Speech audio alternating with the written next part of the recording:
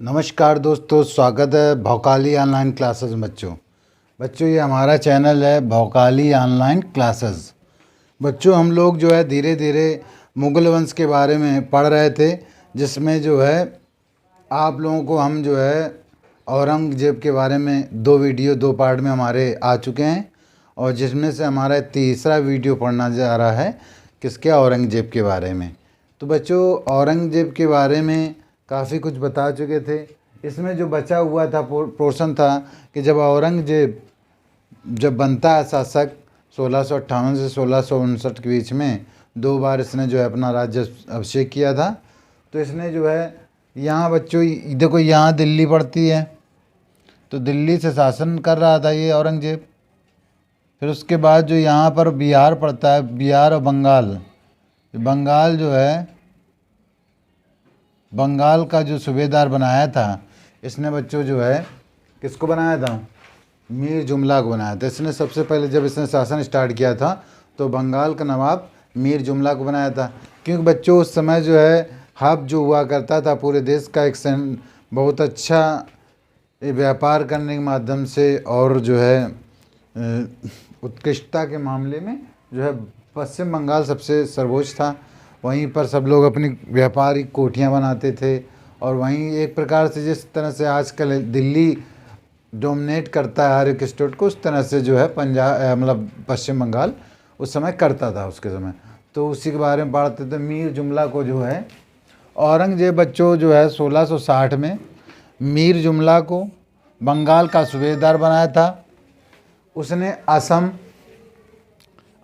अकारान और म्यांमार, जो असम में और म्यांमार अकारान में विद्रोह फैले हुए तो उनको दबाने के लिए बच्चों जो है इसने जो है मीर जुमला को भेजा था, और साथ में उस पर नियंत्रण स्थापित करने के लिए।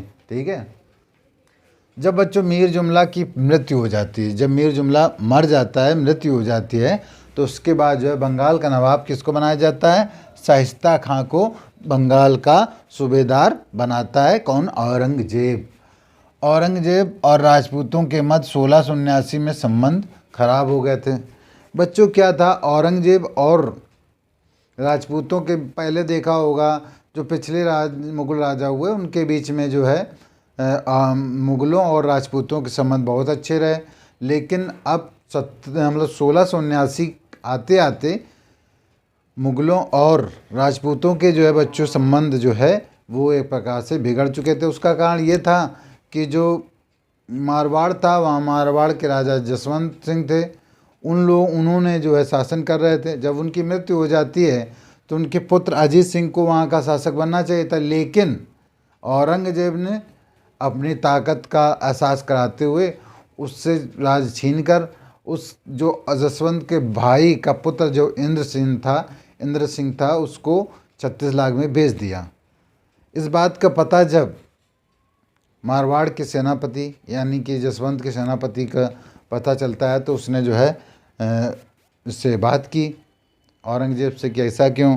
तो उसने एक प्रस्ताव दिया, दुर्गा प्रसाद नाम था उनका, बहुत वीर प्रतापी सेनापति थे। उनसे उसने कहा कि अगर अजीत सिंह हमारा इस्लाम स्वीकार कर लेते तो मैं उनका राजपाट वापस कर दूंगी।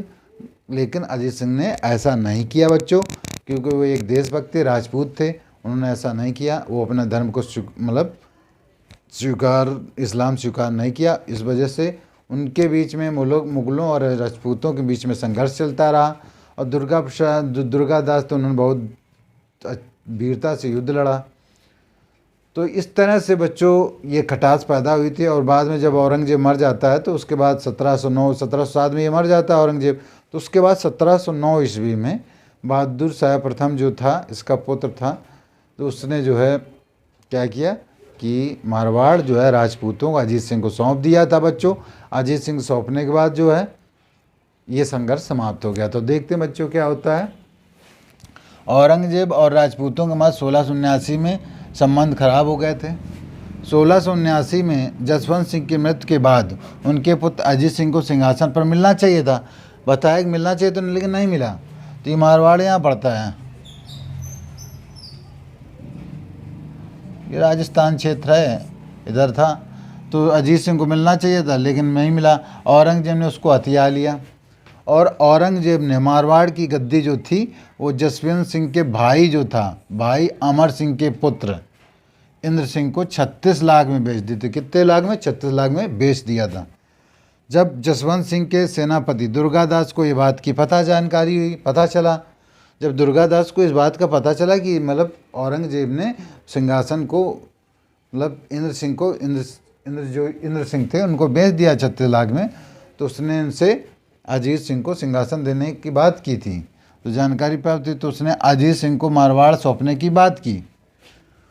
इस बात पर औरंगजेब ने दुर्गादास के सामने एक शर्त रखी थी कि यदि अजीत सिंह इस्लाम स्वीकार कर लें तो उनको ये दे दिया जाएगा। लेकिन अजीत सिंह राजपूत थे, उन्होंने ऐसा नहीं किया। ठीक है, तो अजीत सिंह ने इस्लाम स्वीकार नहीं किया। इस वजह से यही कारण था कि मुगलों और मराठों के बीच में संघर्ष स्टार्ट हो गया, और जिसका नेतृत्व दुर्गादास ने किया था, बहुत ही वीरता से किया था बच्चों। ठीक है, कर्नल टार्ड ने कहा है कि दुर्गादास को राठौरों का यूलिसीज क्या था, यूनान का एक महान योद्धा था, उसका नाम दिया था। जो कर्नल टार्ड जो एक इतिहासकार थे, उन्होंने दुर्गादास को राठौरों का यूलिसीज कहा, और यह यूनान का एक महान योद्धा हुआ करता था। दुर्गादास की वीरता के कारण ही आज भी राजपूतों में कहते हैं कि माँ अगर पूत ऐसा जन्म दे जैसा कि दुर्गादास वीर जैसा।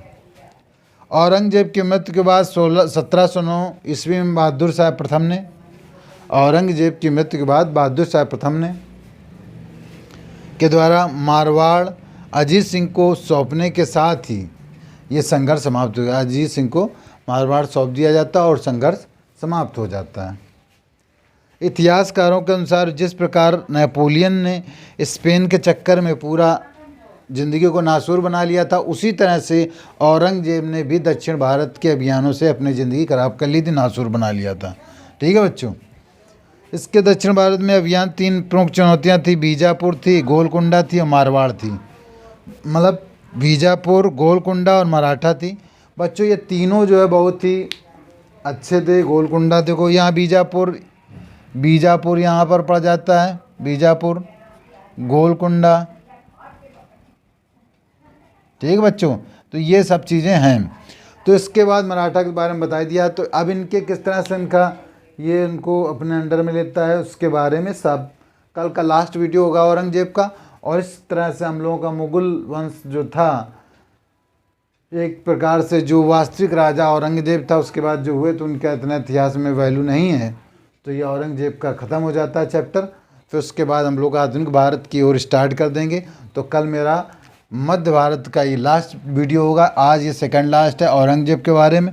जो कुछ था जानकारी सारी कुछ बता रहे हैं, एक एक पॉइंट बता रहे हैं, कोई चीज़ छोड़ नहीं रहे हैं। ठीक, हो सकता है कि मुगल वंश के बारे में और भी 1-2 वीडियो बनाने पड़ जाएं, लेकिन कोई चीज़ छोड़ेंगे नहीं। आप पढ़िए, आप PCS IAS किसी भी एग्ज़ाम को दीजिए, लेखपाल SI हर एक में अगर इससे बाहर आ जाए तो हमसे बात करिएगा। ठीक है, हमारा चैनल भौकाली ऑनलाइन क्लासेस ज़रूर आप सब्सक्राइब करिए और पढ़िए, और इसमें आपको अच्छा ज्ञान मिलेगा। थैंक यू, धन्यवाद।